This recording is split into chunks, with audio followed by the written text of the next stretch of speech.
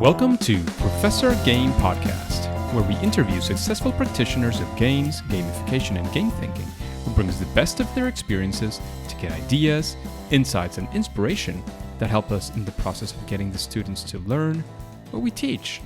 And I'm Rob Alvarez. I teach and work at IE Business School in Madrid, where we create interactive and engaging learning materials. Want to know more? Go to professorgame.com/subscribe, start on our email list, and ask me anything.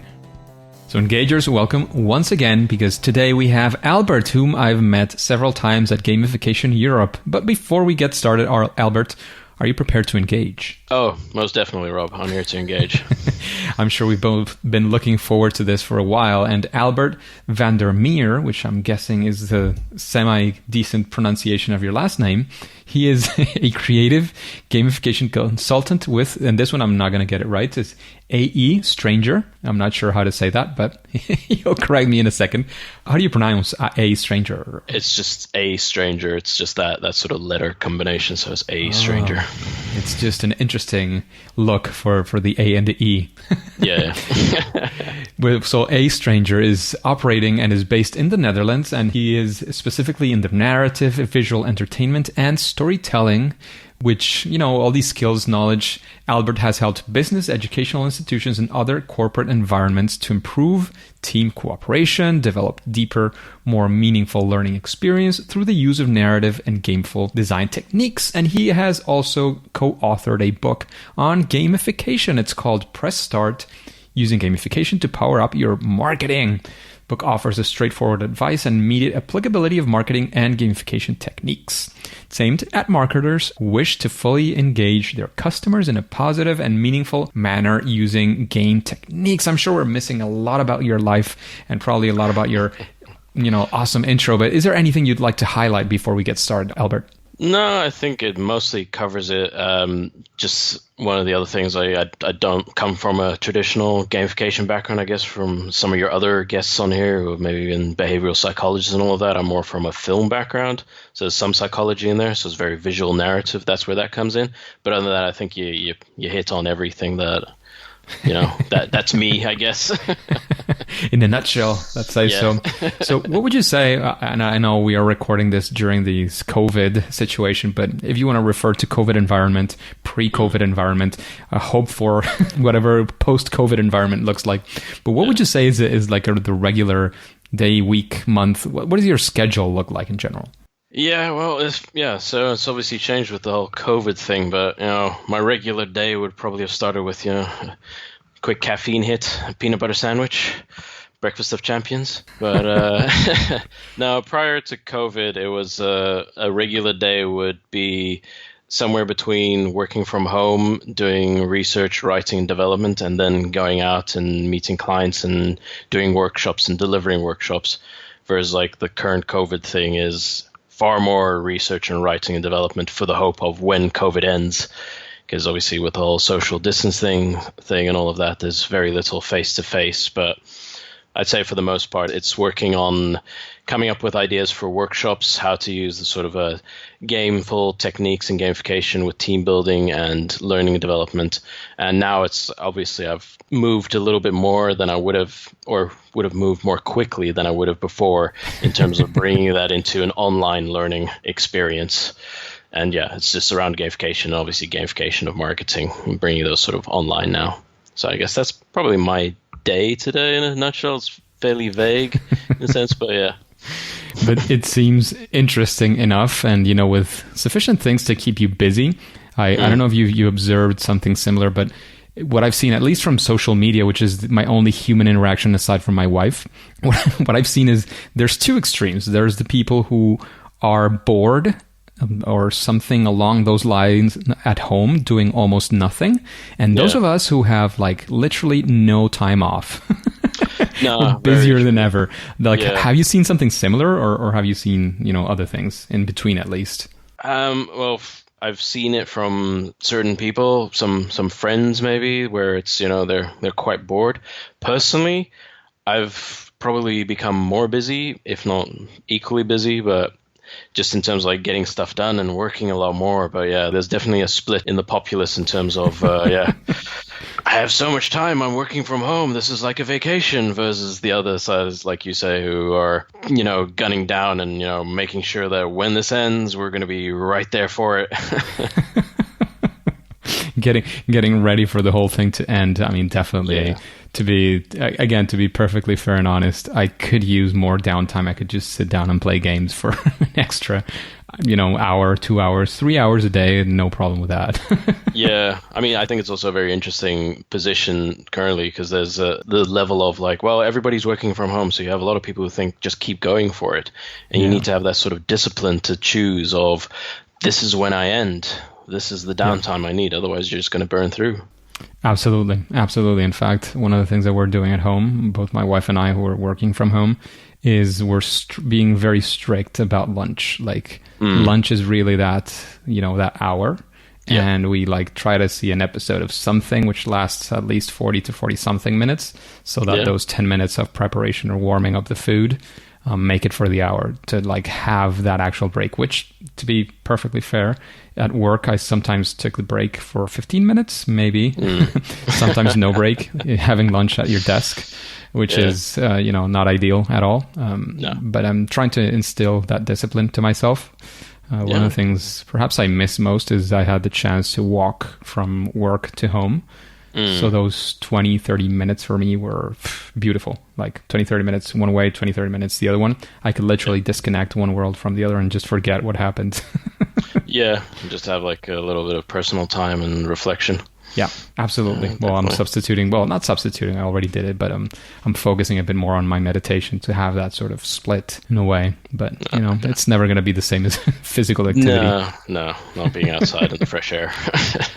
So, Albert, we like to, as you know, and I know you've heard at least a couple of episodes before, we like to start strong with one of those, failure or first attempt in learning stories. So we would like to know if you have one of those, which I'm convinced that all of us humans do have at some point, but especially, of course, in the gamification or the game-based world. One of those stories of, you went for something, it didn't work, or it just crashed down, and what did you learn from it? How did you, get back up?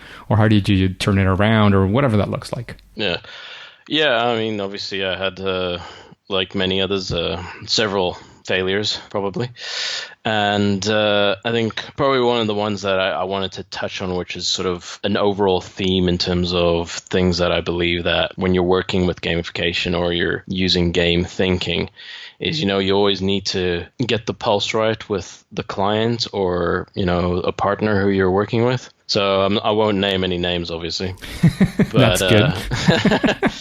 Working with a professor from a business school approached me wanting to create a sort of gamified team building experience that fit within their management workshop. And this is, escape rooms are still quite popular, but this is a few years ago when they got really popular. And they wanted something like an a la escape room style creative puzzle solving experience that would last for half a day to a day, and sort of created the entire thing around it. And they seemed interested enough. Obviously, the outcome of the story is that they didn't go for it for various reasons. I won't go into too much, but one of the ones was that it wasn't really reconciled between what I thought they wanted in terms of the learning objectives versus what they thought was more of a game experience and a bit of a fun day. And it's really sort of making sure that you hit those points correctly and not go past each other in sort of the, ships in the night kind of thing. And I think that's probably is one of the earlier ones, and that gave me a lot of learning in terms of make sure you discuss this and you check a lot beforehand. And in fairness, I should have seen it coming from a film background as well. If you're doing pitches and you want to have a music video or a short film, you keep asking questions, but there was maybe a disconnect in terms of the transition period of I know exactly what they want. They want learning because they're from a business school, but no, they wanted the team building aspect. So I think that was a minor disconnect. And obviously, to elaborate on that idea, I'd since then play tested the concept as well, just to see if it actually worked in its own right. And the amusingness of it is I play tested it with some friends initially just to see how they work through it. And they only got through about 25% of it after 3 hours. So that wouldn't have worked. And then a few weeks later, I asked them, any more feedback now that you've had time to reflect on it? And they're like, what was it again? I was like, the team building thing with the puzzles, and like, oh, the Egyptian game, because I'd used the Egyptian mythology as sort of a narrative to weave it all through, and they'd forgotten all the other learning objectives. They just remembered the narrative. Well, great storytelling, I'm guessing. Yeah, it was clearly the storytelling was much better than the learning objectives were. So I think in terms of like, that was a very specific failure, and it gave me a lot of learning in terms of, I need to have very targeted concepts of what this is and what people want, and not to shift too much probably in my own comfort zone in terms of like, oh yeah, I want to tell a great story and everybody will enjoy it. Just because it's a good story, but yeah, I completely agree with the importance of understanding what your customer, client, partner, or yourself, what it is that you want to get out of this. That's absolutely fundamental. Absolutely. It's one of the main things, in like, just to shamelessly do a bit of a plug for the book. It's one of the things we bring in there as well. It's like, just make sure you know what your client wants and that it aligns with your goals and their goals and the audience's goals altogether. Absolutely. Absolutely. It should, and it has to, because otherwise, what are you, like, why? Again, it's going back to the why. I was talking about this with somebody recently, like always like coming back to the why am I doing this? Why am I doing this? Because it's easy to get, we're all about games, gamification, and, occasional fun as well. So having some fun is okay in the project, as long as, you're still targeting whatever it is that you were targeting from the get-go, and with, of course, with the agreements of your client partner or whatever that looks like. So that is a central and key learning. Is there any phrase that you remember, or anything, of course, that you can reveal that you would like to, mention before we move on? No. Sort of a key moment, like, oh yeah, I remember when I was sitting in that meeting room, I showed them the whole thing and they just stared at me and said, like, what are you thinking about? This nothing to do with what I told you. I don't know, like something like that. I don't know if that actually happened, of course. No, I mean, it was more of a moment of, it was because I live in the Netherlands and they were in the UK, so it was cheaper, obviously, to do it via video call and all of that. And there was this an awkward silence for a bit. And it's like, and then the penny drops. You're like, we didn't really connect there, did we? yeah. So feeling that pain with you, Albert, is something that I wanted the audience to be there and to feel it as well, because it's one of the things that when you understand why you are doing all these things, and again going back to the why, but understanding why the why is so important. Maybe you kind of convince yourself a bit more, because we talk about this all the time. We say all these things and they sound like common sense, but it's really, really, really hard to get it into, like, drilled into your mind. So and I mean, it is a learning journey in itself already. I mean, it's if you, as someone who started out back then, it was like, could see this doing, and then you learn as you go along with the various clients, and you build on that experience. So I mean, with your other guests and all of that, then hopefully your audience can also learn from that, so they don't fall into the same traps. Exactly, that's the idea. So Albert, we wanted to shift, sort of 180 degrees and go for actually one of those successful projects, something that actually went, the way you want it. You didn't have that silence there. You went instead and you did your thing and everybody was happy. Again, the first, the second, or the third, or the fifth time, it doesn't matter. But we want to, live that story. You're a great storyteller. So we want to live that story with you. We want to be there and, feel those learnings and get something out of that as well. So one that was successful. I mean, I'd say probably the one that's most successful that still runs, I guess, is with a different business school. And it's also, so my general sort of remit is building team-oriented learning experiences and using a medium that teaches various soft skills and incorporates whatever the business school's management program or leadership program needs to put in there. So it's a lot of things that, critical decision making, working under pressure, how to communicate effectively, how to collaborate, and all of that.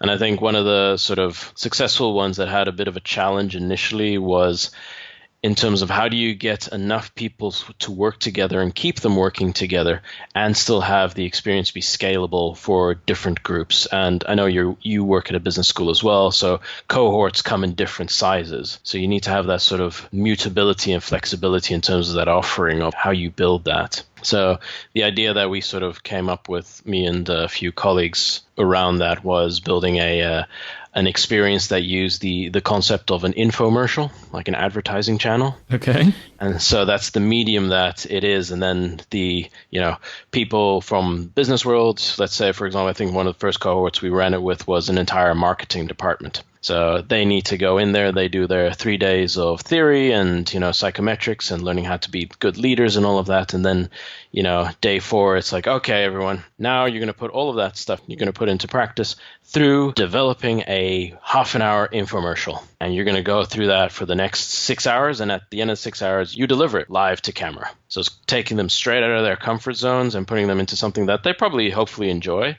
It's TV world. We could bring a bunch of specialists in, BBC people, editors, filmmakers, cinematographers, all of that. So they help them out. But yeah, it brings that all together. And that's been really successful. We've run it with several cohorts with a particular company, and they always come out of it super happy. Highly stressful during the day for them, I imagine, but once they hit that sort of thing and they've actually come together and they work as a group and they're all making decisions, and throw a few curveballs in there as well just to make it a little bit more exciting for them. So, being a little bit mean is always nice. Yeah, I mean, you need to stretch people in a sense. There's even within like the gamification and game thinking world, there seems to be this concept like, oh, well, it needs to be fun and therefore you need to win. But people learn from failure as well. So you need to give them a moment of where it's stressful and, they fall down, but they can pick themselves up again. And then they learn from that experience and then they get better from it. So you get that sort of throughout the day, there's various things that happen for that. And then the end bit is they'll, whatever they produce, it'll be a program of some sort and they'll have come together. So there will be euphoria at the end of it and they get to watch it back and it's all filmed, obviously. So they have a good time. And yeah, I think the learning for that also sticks much longer because you have a sort of an interconnected learning between everyone in the group. So I think that's probably one of the more successful ones that I've managed to develop with others. And infomercials and making it exciting for these marketing professionals, right? Pretty much, yeah. I mean, some of the other ones are just different concepts, how to set up a restaurant or, how to do a news program, those kind of things. So you have various versions. But in terms of, the challenge of having it scalable, the infomercial one worked quite well because you could have different products and different teams. So regardless of the cohort, it could have everyone is still involved and still having a good time and learning. Absolutely, and sounds very exciting as well. So we've talked about a couple of projects of yours. We've also mentioned the book, but and of course, having written a book, I'm sure that this will be kind of natural in a way for you. But when you're creating these experiences, when you're doing these things, do you follow some sort of process, mental diagram? Like, how do you do it when somebody comes up with this thing that they want to do? What do you do? How do you approach it? Yeah, I mean, like you say, with the book as well. So me and my co-author, we put the process into the book as well in terms of how we go through it all. And I think it's probably a process that if your listeners have listened to some of the other specialists that you've had on here, they'll find it familiar in terms of what the steps are. And I don't think it needs, I guess if it ain't broke, don't fix it, or you don't need to reinvent the wheel as long as it works and you know how it works. And you don't need to use every step and you can pick and choose as you need to be. But for us, it's very much, define the objective beforehand. Who is it you're working with? What is the problem that they have? What is the desired outcome that they want from it? So I guess it kind of comes back to the previous question you asked me of like, what's the biggest failure? It's like, yeah, that's the main learnings for it, getting the answers to those questions. And then if it's, if you're working with a client that then has an outside audience, it's who are they targeting then? So obviously the book is about marketing. So there's a marketing user and consumers outside. So who are they? What do they want? How are they going to interact with what you're developing with the client? And then, you're going through the basics of gamification in that sense. So what are the behaviors that you want them to get? What are the win-fail conditions? What are the rules around how they're going to interact with whatever the concept is that you're getting? Is it gamified? Is it increasing a user experience engagement thing? And then you're moving into what does their experience path look like? What is the journey going to be for them from A to B to C? And, we run through the usual ones that everybody loves, discovery, onboarding, scaffolding, mastering, adeptness, whichever. And yeah, I think those are the main ones. And then for us, it's, in terms of the gamification thing, it's not always the bringing in the mechanic or the element to make it gamified. Sometimes it's just as simple as thinking, well, how do you increase the engagement? What are the motivational levers that sit behind this experience? It doesn't need to necessarily have the mechanic that makes it gamified, in inverted commas. But, do people feel a purpose in this? Do they feel fulfillment out of it? Do they, is there a level of self-control?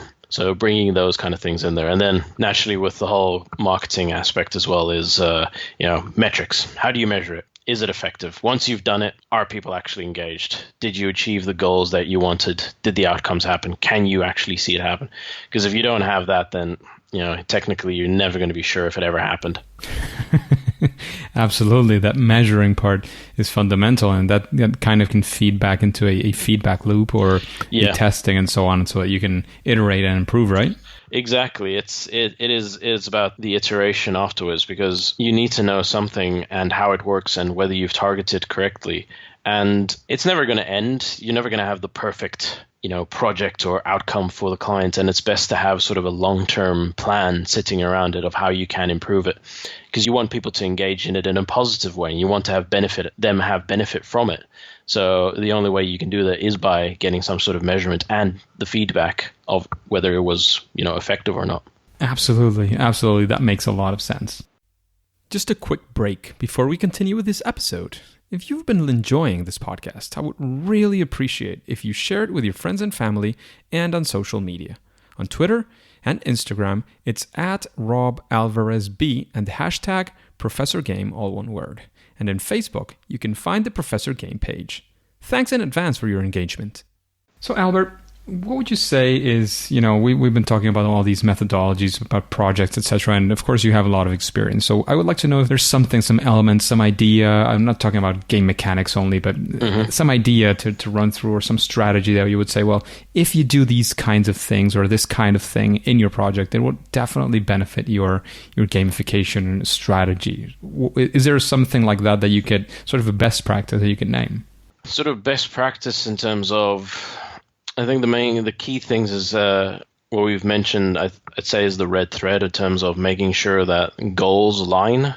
Your goals, a client's goals, an audience's goals, making sure that they are actually connecting in the right manner, that you're not going past each other, and not necessarily in terms of what I've recently mentioned in terms of, not understanding each other of what the outcome is, but also not developing something that pushes people in one direction or another. I think one of the examples we sort of use as an anecdotal thing is like, there's no point of creating a great gamified marketing campaign that shows, great teeth and beautiful people, and then your customer's thinking, brilliant, I want to have part of that, and then realize, oh, you're a car manufacturer. That missed the ball completely. So you need to make sure that you're hitting those things properly. And I think also there is this idea maybe of among certain individuals where if people are asking for gamification, okay, well, we need to come up with something that's going to make it happen. I think you also need to then have enough self-confidence and self-awareness to also go, is gamification the right tool for this project? They may be asking for it, but once you've drilled down the thing of like what they want, do you have the courage to also then go, well, I don't think this is right for you. Can you step back? So I think that's also part of the idea of like, you need to think about that, and that needs to be part of your best practice toolkit in general, to have that kind of courage. Yeah, and I think in the short run, you might be, even if you're like pressed for clients or whatever, you might say in the short run, you're kind of losing a project. Yeah. You're definitely not losing a client. You're probably winning a client for the future, or a massive recommendation, because maybe at the time he'll say, you don't know what you're saying, blah, blah, blah. Maybe he'll go to somebody else. He'll do whatever, probably fail if that person comes in and does some gamified nonsense that is not going to solve the problem. But then, that person is going to come back to you when he or she really needs gamification, or when he's going to say a referral, he's going to say, well, this consultant, this guy, this company was really honest about what they skipped on, invoicing me, and instead told me the truth up front. Yeah, I think it's definitely a good skill to have, and an awareness. And yeah, like you say, you don't want to strip mine clients just because you need them. Yeah. You'd rather have longer lasting, positive and beneficial relationships rather than anything else, I think. That's it. Absolutely. That's completely in line with sort of my at least my personal ethics. Yeah. With, managing clients, and that I could piggyback on other things, but it's not as related to gamification in this interview. So I'm just, going to shut up. I can talk for quite a while. So we're going to move on to some of your favorites. And one of the things is your favorite person who you would like to have on the podcast. Somebody, you've heard a couple of interviews, a few interviews before. You say, well, I'd really like to listen to this person. And whether he or she has been or not, because it's, quite a few by now, but would that person come to mind, like after listening to these questions? Is there somebody you say, I'd really like to listen to? Oh, I mean, that is a tough question, Rob, because I went through your whole list of guests you've had so far, and I was like, I know he's had that one. No, he's had that one. I think one of the few ones you probably haven't had is maybe Jane McGonigal. I think she's quite interesting in terms of what she delivered of, how to use games and how it can solve things. But I think there's also no one in particular beyond that. But I think some guests have also said, maybe have more clients. And I'd also like an idea of partner businesses who've used gamification successfully or unsuccessfully, have their sort of case study stories, bring in, a marketer who has had gamification experience, or a user experience designer, or a data visualizer, or something along those lines, somebody that has a connecting thing to our general sector and business and has used it for a win or a fail, as it were. So I'd be interested in those kind of ideas. Interesting. I've heard the guest before. Jane McGonigal was actually the first person to be requested by Yukai Chow. Okay. She's been mentioned many times before as well. And we'll probably have her hopefully near future rather than further on. I think it's time to reach out. Yeah. I think so. So also along the lines, and of course, sitting right next to your book in any of our libraries, what would you say is a book that you recommend to the audience? Of course, again, right next to Press Start and your book on marketing gamification. There's so many good books that I would recommend, and I think a lot of listeners probably have gone through them, but I was given as a Christmas present, and still going through it because it is a good book, but yeah. Time doesn't often allow you to finish things that you want to. But I'd say Misbehaving by Richard Thaler, sort of the behavioral psychology and behavioral economics. It's a very interesting book, and I'd recommend people to have a look through it. Sounds very interesting, and Taylor is definitely a fantastic author, and has a lot of great things out there related to our field as well. Exactly, yeah. So I'd say it's my current recommendation, but give me a month and I'll probably give you a different one. That's great, actually. Shifting through things, that way you're not just obsessed in one book or one thing, and you can move on to the next one. That's great. Yeah, I mean, it's part of the thing. You need to keep researching, keep learning, otherwise you're going to stagnate. Yeah, absolutely. And in that same sense of recommendations, but now going from the outside to the sort of the inside, looking inside of yourself, what would you say is your superpower, or that sweet spot, that thing that you do great in gamification and in this whole world? I'm not sure if it's superpowers in that sense. It'd be a bit. I mean, hopefully better than the rest, but hopefully at least better than most. I mean, not to be arrogant, but I think in terms of what I've already mentioned, it's the coming up with narratives and the storytelling, it comes from the film background and the script writing and the visual concept and storyboarding around it. I'd like to believe I do that better than the most or a fair amount of other people. It really interests me, and I get really passionate about it, and I want to weave interesting stories that fully immerse clients and participants and all of that, and they really want to be part of that world. So I'd like to say that's probably it. And that might also be the dream one. The realistic one is probably I'm very good at logistics, having produced films and that. So if that's the boring one, it's like, really good at putting stuff together. But yeah, I think the narrative one is the one I'd like to mention more. And what would you say, talking about all the things that we've said, and, we're in the gamification world, what would you say is, maybe it's part of your inspiration, maybe it's just something that you do for fun, but what would you say is your favorite game? Phew, that's like asking me what's my favorite movie. There's too many to pick from. I think if I may sort of break it down into a few that I like, and they have an online and offline category. Okay. Online and offline sounds good. Yeah, so I'd say online one, like long-term favorites have always been the Civilization series. So from Civilization 2 up to Civilization 6, I think we're at now. The turn-based strategy game, loved it. Always great. And then you can play it for hours and just be like, one more turn, and then 2 days later, it's like, oh, where'd the weekend go? What was the last turn? Yeah, like, is that turn 1000? I think in the same category, you have like the Total War and specifically the Warhammer series as well. There's something in there as well. But for like day-to-day things, it's a quick game. I think it's Riot's Teamfight Tactics, just a little bit of fun on the phone and PC and that. And then offline, and it's also a sort of a personal thing in terms of like making sure you still keep up with people, and especially nowadays with like the COVID thing where you're stuck inside, Dungeons and Dragons, having like a weekly game with friends on an online platform through that. I mean, it's kind of online, but it's an offline imagination game, and it's quite great to just like, you meet each other, you have all your webcam on, you see everyone, and you go into a bit of a fantasy world and you forget about stuff for a good 2-3 hours. So I'd say those are my top games and favorite games that I like playing. Absolutely. And Dungeons and Dragons is something I have said it many times before. It's one of my, to-do list items to play Dungeons and Dragons. It's definitely something I have to get into at some point. Oh yeah, I can highly recommend it. There's a short learning curve, but once you get past that, it is a lot of fun. And I think, in terms of, for me personally and what I do and sort of developing, these team-oriented experiences with a narrative, it sort of links in quite well. So there's an extra professional interest as well, as you want to say. I'm sure it's very useful in that sense as well. And Albert, we do have a little bit of time left before we take off. So I would like to introduce the random question of this week. And of course, it makes sense, hopefully, with you. It makes sense with the audience, and it came from the audience. So all right.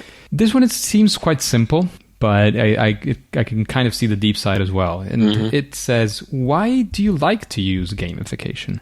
Why do I like to use gamification? Well, I mean, the short and sweet answer is probably I've been playing games since, who knows when, how old I was. And there is always that thing of like, well, it's engaging, and gamification allows you to use those things to make it more engaging for other people.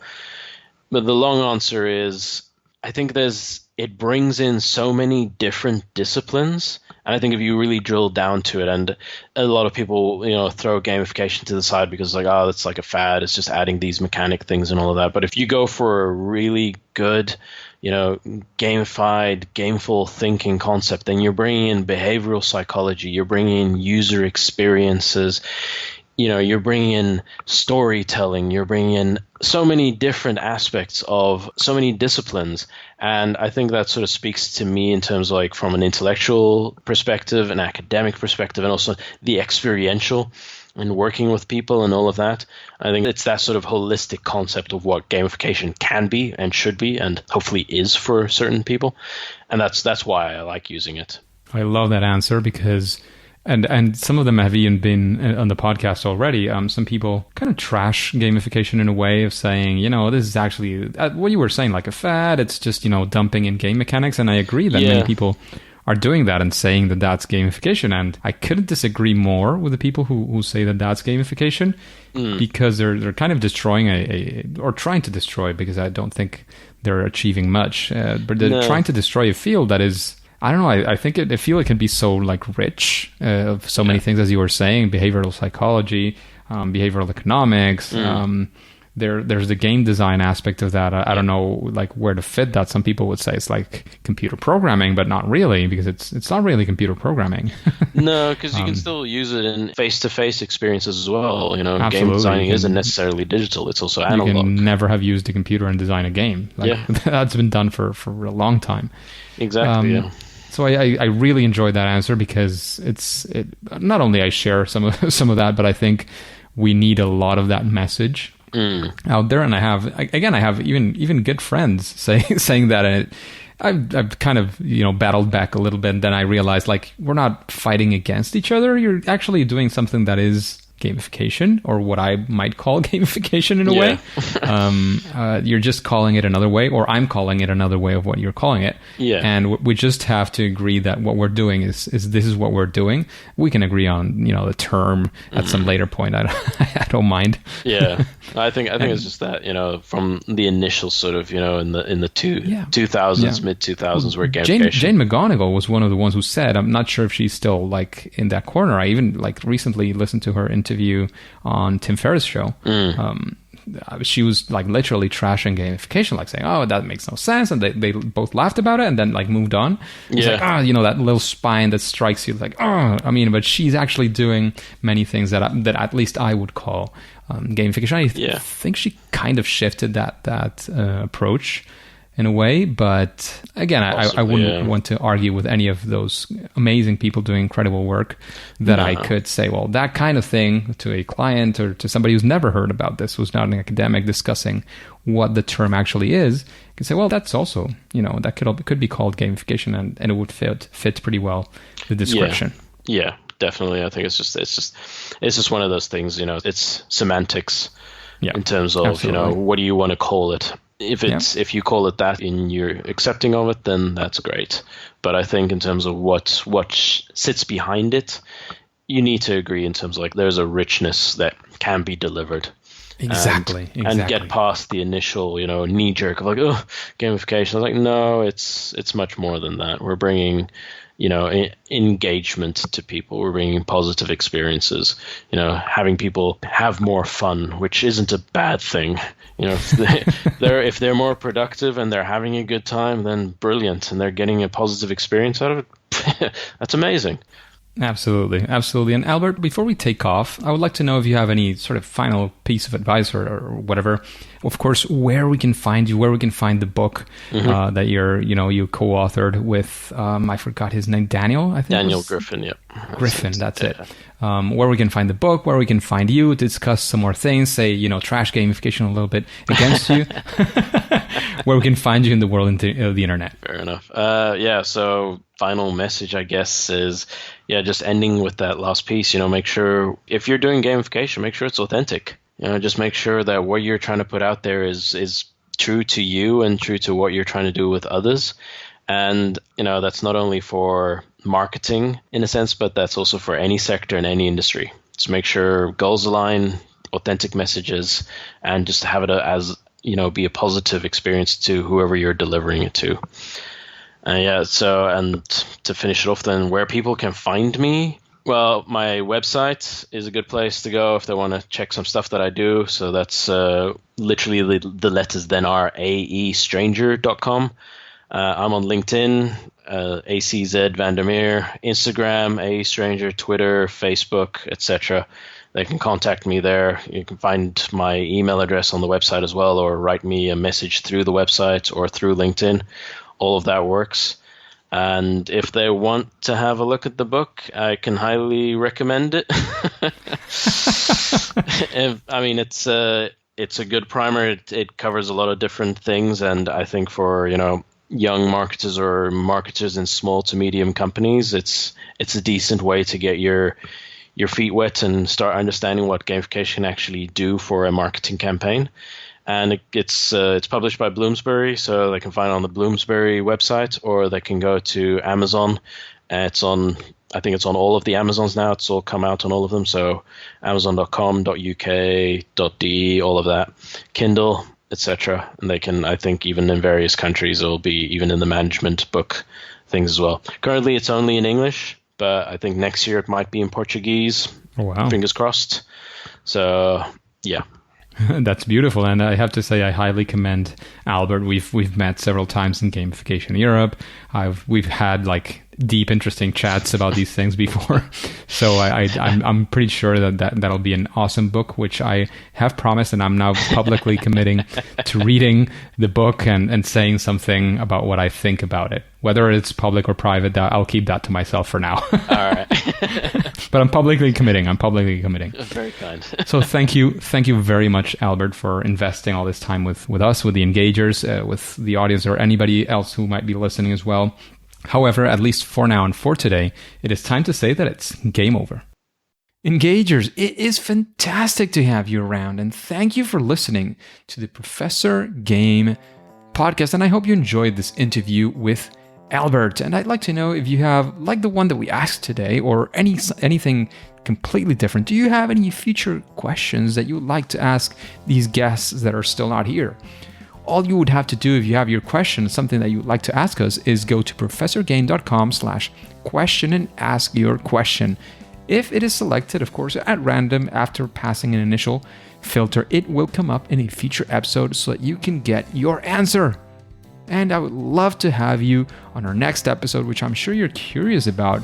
So all you have to do is, if you haven't already, subscribe using your favorite podcast app and listen to that next episode of Professor Game.